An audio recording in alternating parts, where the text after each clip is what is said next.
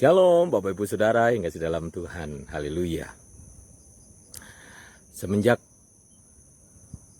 pandemi COVID-19 ini berlangsung di Indonesia, sejak dari bulan Maret sampai dengan sekarang, dan sekarang juga belum mereda. Kemarin saja udah lebih dari 4.000 orang yang terpapar dalam waktu satu hari. Artinya belum berakhir pandemi ini. Dan bila kita jujur ya kepada diri kita semua manusia, sebenarnya ada banyak dari antara kita manusia-manusia ini yang takut mati.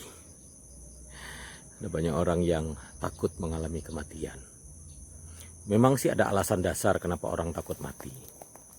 Yang pertama, ya karena dia merasa bahwa belum puas di dunia ini. Masih banyak hal-hal yang belum dikerjakan, belum dilakukan, belum dialami. Masih banyak harta yang dia miliki yang belum dinikmati dan lain sebagainya, sehingga dia takut mati. Tapi yang kedua, alasan dasar yang kedua adalah ada banyak orang yang takut mati karena dia tidak tahu kemana saat dia akan mati. Dia belum mendapatkan kepastian kalau mati harus kemana. Apakah dia masuk surga atau neraka? Nah, itulah yang membuat akhirnya manusia ketakutan. Takut mati, apalagi dengan kondisi yang seperti ini yang bisa saja merenggut nyawa kita,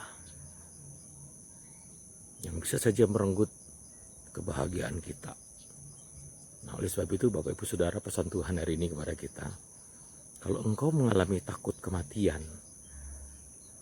jangan-jangan engkau belum tahu, belum mengalami jaminan keselamatan yang hanya ada di dalam Yesus.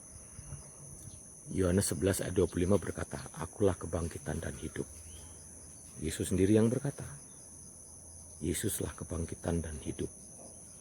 Barang siapa yang percaya kepadanya akan hidup walaupun dia sudah mati. Artinya ketika dia harus mengalami kematian dalam bentuk apapun, dengan cara apapun dia harus meninggalkan dunia ini. Kalau dia percaya kepada Yesus, ada jaminan kehidupan setelah kematian, yaitu kehidupan kekal bersama dia di dalam surga.